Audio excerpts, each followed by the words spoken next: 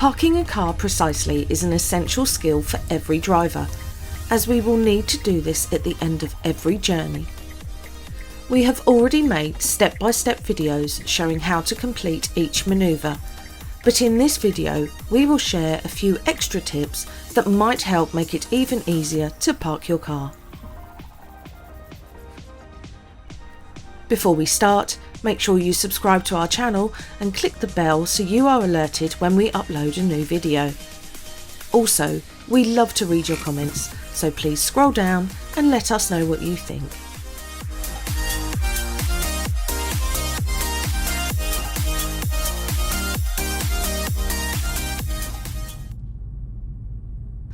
Firstly, we need to know a basic technique to complete each way to park the car.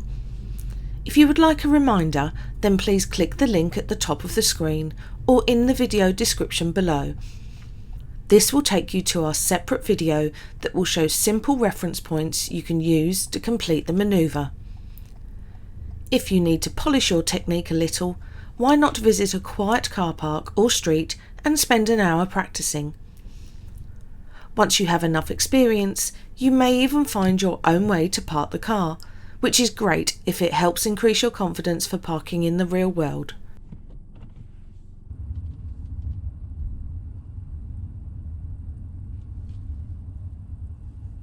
The slower we can drive, the easier it will be to judge the manoeuvre. Whether we are using reference points or our own judgment, if we can keep our car speed at about 1 mile per hour, then it will give us more time to steer precisely and look around for danger. On an automatic car, the built-in creep function is often the perfect speed to manoeuvre with. But if your car is too fast or you need to move extra slowly in a tight spot, then we can lightly brake to slow the car even more. Push the brake more to slow the car or stop it altogether, or release the brake a little to allow the car to move. We never need to push the accelerator when manoeuvring. Just adjust the amount of braking force to let the car creep at the speed needed.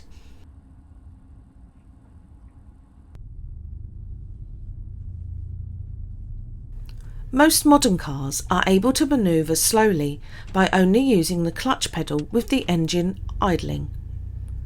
We gently lift the pedal until we find a little of the clutch bite, and then keep our foot still as the car starts to roll.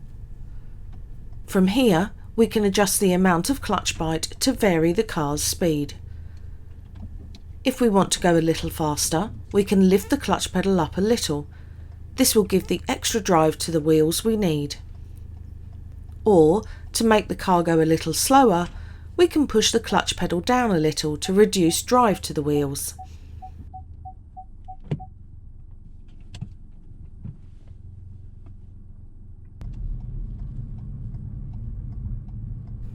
There is no need to rush into a manoeuvre, so if needed, stop and think before we do anything. If the car park is busy or has an unusual layout, then our normal technique might not be suitable. If this happens, we need to adjust our method to suit the situation. We always prefer to find a parking space with plenty of room to manoeuvre, but if we need to park somewhere tight, then we will need to be very careful. Even the most experienced drivers can't always park perfectly on the first try. If we are not happy with our car's position, then we might need to tidy up by slowly moving forwards and backwards.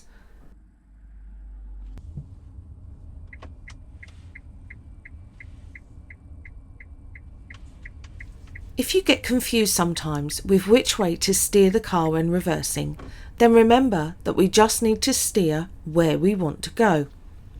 When driving forwards, we steer left to go left and right to go right. Amazingly, it's the same when reversing. If we want the rear of the car to go left, we steer to the left. And when we need to reverse to the right, steer right. The amount of steering needed will come with experience, but if we keep the car slow, we will make it much easier for ourselves.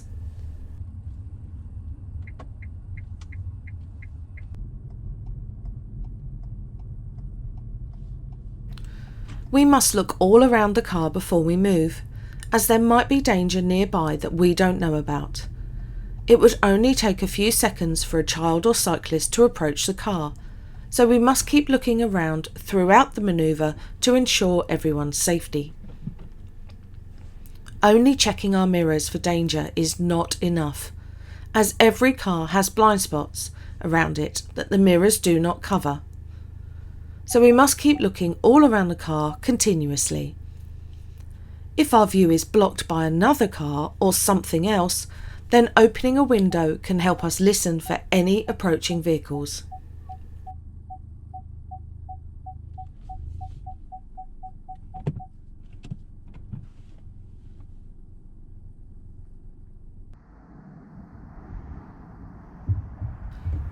Knowing where our rear wheels are is really useful when reversing near the curb or into a parking bay.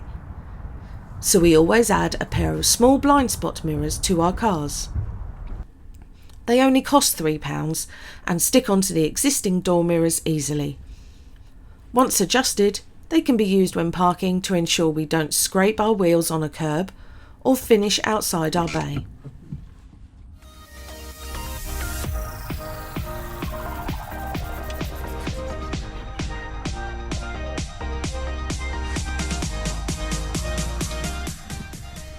So remember to learn your basic technique,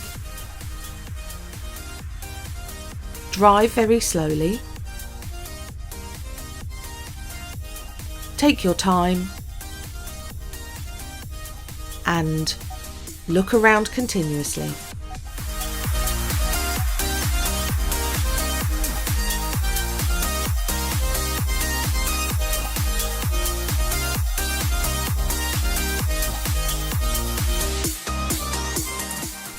If you found this video interesting, then please visit our channel, as there are over 100 more tutorial videos to help you improve your driving.